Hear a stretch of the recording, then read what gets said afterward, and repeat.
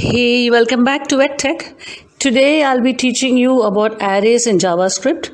Of course, this lesson today will be just an introductory lesson to tell you what are arrays and some brief details about it. And then later in the week, I'll be continuing with the series on arrays in JavaScript. So let's get started. Let me create an array first, but before I create, I want to tell you a brief view of what an array is. An array is actually a special variable, a variable that can contain, that can store or hold more than one values, a variable that can hold multiple values. That is an array. Let's see how to create it. Okay, var names, let's call it variable names equals, let's create an array. So the square bracket on, then create the names, Mike. I'll just create few names for example's sake. Later you can build several. Okay, then Nikki, then let's say Peter,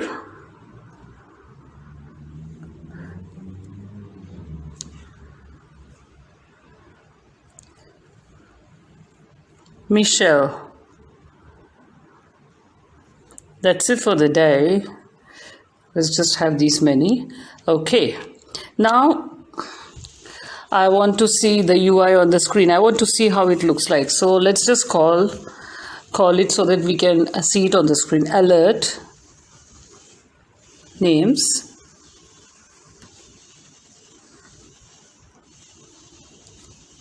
There you go, Mike, Nikki, Peter, Michelle. Okay, now let me go back here. Now remember, the position is based on index. Like the first one, Mike, is index 0, Nikki index 1, index 2, and last 0, 1, 2, 3. The last one index 3, and so forth. So on and so forth, which we've already covered in the index chapter. So now if you want to recall any of these values, or access any of these values, you can access it via their index. So let's see how that's done. So instead of just names, if I just write the index 0, I can get the first value. If I say 2,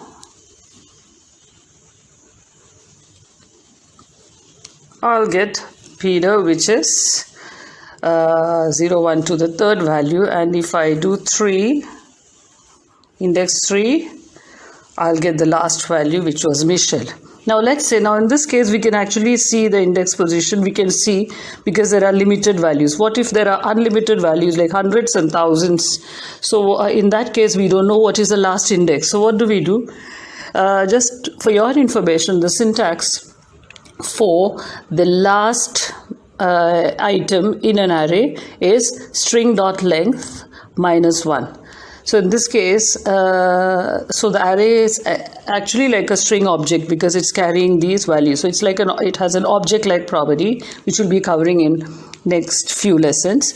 So for the time being, just remember, if I know the length of this whole array and then minus 1, so that will give you the last value or the last item. So instead of doing 3, because I don't know if it's 3 is going to be my last item, so what I do is names. I first write the names of the variable name is names. Then after that, names dot length minus 1. So I will get the last item, Michelle, which is actually the last one. So that's the formula or the syntax for the last. Remember that. So first write alert names, the name of the variable. Then instead of writing the index value for the last item, in case you want to retrieve the last item, just write the name of the variable, which is names in this case. So that dot length minus 1 will give you the last item, last value. So this is how you do it when there are several dozens and thousands of items inside the array. That's one thing. Now, what if you want to change one of the values inside the array? How do you achieve that? There's another way of doing it. Let's say names I should do it here. Okay, let's say name, index. I want to change 0, for example. I want to change that. Equals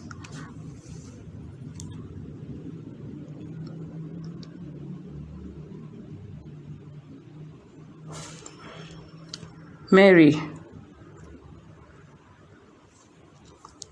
This is how you do. And then alert.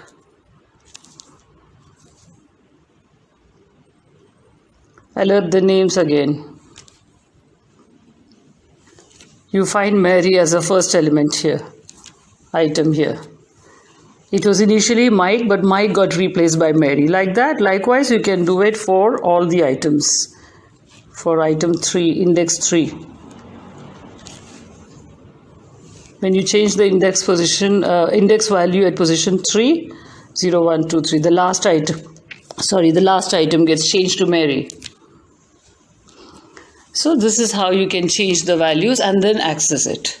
So I will be doing more such array chapters, array methods, properties, etc. in the forthcoming weeks, all mini lessons, so that you can understand it well, because it's a very important chapter, a very important topic in JavaScript, especially for algorithms. So I'll be continuing with this series. In the meantime, if you haven't yet subscribed to my channel, do subscribe so that you are notified of all my publications, and do remember to press the bell button so that you get notified immediately. Stay safe, stay subscribed. Bye. See you in the next lesson.